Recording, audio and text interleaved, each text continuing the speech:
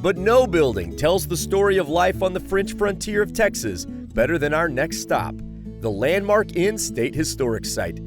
Built in 1849 along the Medina River, this quaint limestone building served as a roadside stand along one of Texas's most popular frontier trails, connecting Matagorda Bay to Chihuahua, Mexico.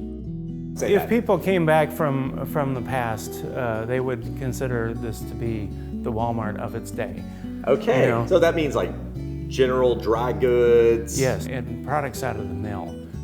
This is site manager David Grabitsky. He's a wealth of knowledge into what might seem like a normal building, but that tells a very unique story. This is what it looked like in our early days. Okay, so there was no second story? There was no second story at that time. That was added in the 1870s as a hotel expecting a railroad. A railroad that never came? Never came. It bypassed the community.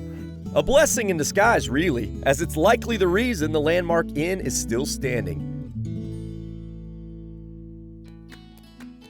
This museum and the entire grounds tell the complex story of multiple buildings, businesses, and owners that served this diverse community from this very site. The most important of which were Bob and Rowena Vance, who saw the road as an endless river of customers. Rowena herself was a highly educated woman from the Northeast and became a keen Texas entrepreneur. This is Rowena's house. She moved there in 1859 after 6 years of living in the back of the Vance house. Oh, okay, so she got sick of living in the shop. Oh yes, she needed very her much. own place. Every building tells a unique aspect of the story, including the wash house, where a different family ran a small side hustle. All right, so this was built as a wash house for travelers on the road. And you think, oh, wash clothes? Oh no, wash people. Wait, what? Yep, here we go. Oh, I got my brush and my dipper. Are you sure that's what this is for? It's been a dusty road, y'all. Hey, can you pass the soap, John? I left it up there. Do I have to? Yeah, here, go ahead, take my boots off. Oh, this was not in the job description. Come on, just do it, all right? I'll pay you a nickel. Can't really even fit the dipper around me. This is why everybody stunk back then. Yeah, that's right. But don't worry, all your friends and neighbors are stinky too, so it doesn't really matter. But by far the most profitable business on site was the grist mill. Welcome to our 1854 grist mill. It was built by David Monroe of Seguin, and he was considered the state's best architect of the time. Specialty was grist mills? Yes. Okay. This is the only one that you can see. I mean, I kind of step in here, I'm like, this is like I could live here. Yeah, of course, if you lived here, you'd have to put up with 2 mills grinding every day for 12 hours a day. Oh gosh. So this thing was busy. Yes, very busy. While the Landmark Inn had its heyday, by the 1920s, most of the property was in shambles. That's when the Lawler family bought it, turning the mill into a hydropower generator and electrifying Castroville for the first time.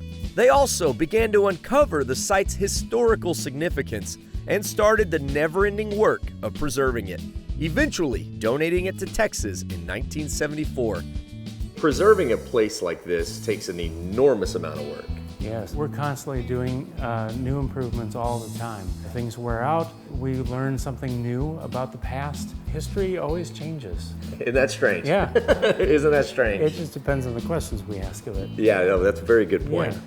And so the preservation and discovery will never end. But there's more than old buildings to preserve.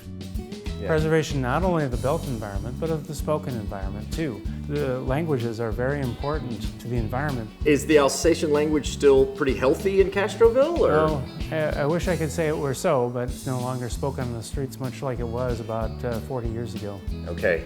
Many of the old families are teaching their children how to speak it, so there's hope for the future.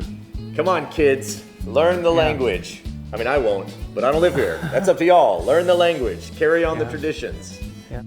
We're all products of our past, and if we lose our past, we lose a piece of our story, which is why it's so important that places like the Landmark Inn and the stories they tell live on forever. To see the full episode or to get info about how to visit this spot, trip on over to thedaytripper.com.